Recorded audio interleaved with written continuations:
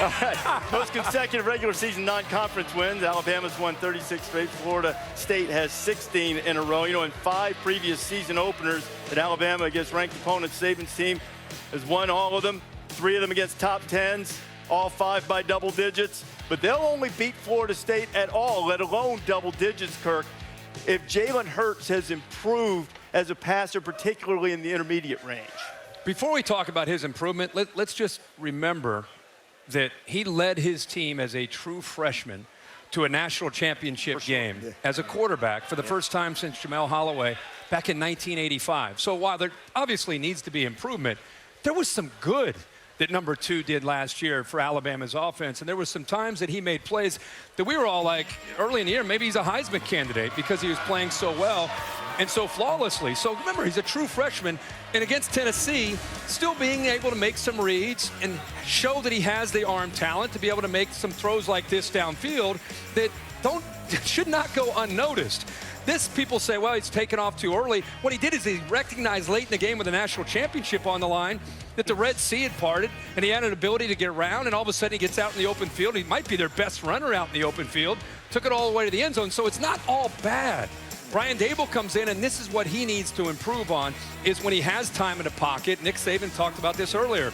Let the route progression work itself out, make a throw without panicking and starting to get out of there a little bit too early. And I think that's what Alabama is trying to do with him this year. And that's where you're going to see an example of starting tonight as a guy who's a true freshman. Remember that last year.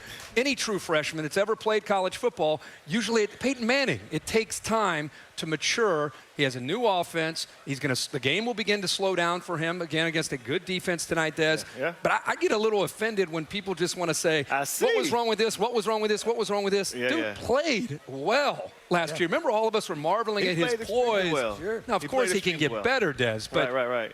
He's a sophomore I see tonight. that offended you. Yeah, I like that. That was last year. Now we're in 2017. Yes. He better be razor sharp tonight because he's going up against a Saudi defense, a defense that has some great players on every level. But I want to tell you about one guy named Derwin James. He can play any position. He's the most versatile, lethal defensive weapon in the country. Let me show you what he brings to the defense. First and foremost, he loves to hit. He's not going to try to tackle you. He's trying to run through you. 2 steps into his drop back to hit play center field.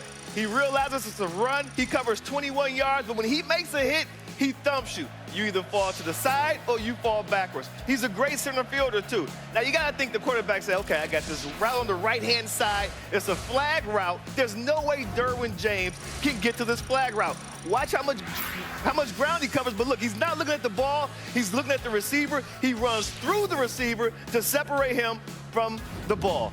And then he can cover a slot. Look at him, one-on-one, great ball skills. He's a tremendous athlete. He's such a fantastic athlete, guys. They said he might play a little wide receiver, too. He may return punts and kicks, kind of like Charles Woodson did when he was in Michigan. But this guy is a phenomenal player. Make sure you keep your eyes on number 3. Jalen Hurts needs to know where number 3 is lined up on every single snap.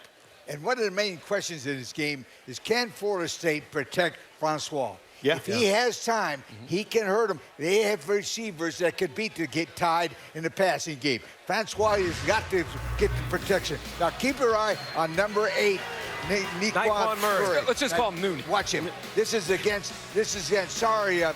Michigan, This is Michigan. 95 yards. And watch that speed. Now, he's not finished yet. Whoa! All the way. He can beat the Tide. Now, watch this. It's close game. The last play of the game, he beats Michigan with a great play in the corner. Now, Florida State has got to come out smoking. They got to jump ahead 14-0 and then hold on. They got to put the pressure and make Alabama play from behind and win. That's the secret. You're ready to go again, ain't you? Yeah. Coach is ready to hit somebody. There we go. I tell you what, you talk about that matchup. The offensive line has to protect to give Francois time. I agree. Here's the thing with Bama. We don't know the stars every year, but they're coming on defense. So I want to introduce you to the new stars of 2017, the people that everybody going to be talking about. Next man up, because this is just what they do.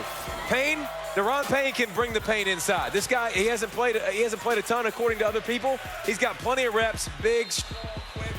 has improved big time as a pass rusher. Okay, you want some Jennings? You want some linebacker? How about some linebacker play? You know, Reggie Ragland, Reuben Foster, whoever. Great. Ryan Anderson, great job. He'll be physical. He'll set the edge. He'll be instinctive. And then this guy right here can fly. He mirrored Deshaun Watson a lot in the championship games in the past. Just watch this. Great instincts, see the football, and just watch him run. Looks like Reuben Foster in there, run into the football, attack. So just put it in the back of your mind. You're going to bring the Payne, going to bring some Jennings, going to bring some Evans. Those are the next guys that NFLs you'll start drafting, and those are the next superstars you'll see on Alabama's defense. Well, I tell you the thing, for every Derwin James, there's a Minkah Fitzpatrick. Yep. But now you've got to pick one. Who wins the game? Well, I get to pick first, but I think because of that advantage in the trenches, I think Alabama wins the football game. I just think, I know, Coach, sorry about that, chop and all that good stuff, but I just think that Francois, as much as he got hit a year ago, this is a better defensive front than he saw last year. So they got to prove they can protect and he can get rid of the football. Yeah. Okay, Bear. Come on, Haas. Give me a quick pick on this one. Finish your board. Run a little short here. I think Wyoming is a very trendy underdog today. If you look back last year, Josh Allen, one game against Power 5 opponents, 16-32. Who's keeping track? 5 picks, but yeah, exactly. Who's keeping track? I think the Iowa front is going to make it difficult on Josh Allen to exploit that secondary potentially. I like the Hawkeyes at home. Bear, I know you're working today's game tonight here with us in the truck. I am. But you got to make a pick. Who do you like tonight? Got to be fast. Don't say no. Don't say no play. Don't say no If play. if I had to make a pick, I would agree with David. I think the knowns on Alabama offensively outweigh the unknowns on Florida State offensively. All right, I'm going to go with Alabama. He's got the Crimson Tide.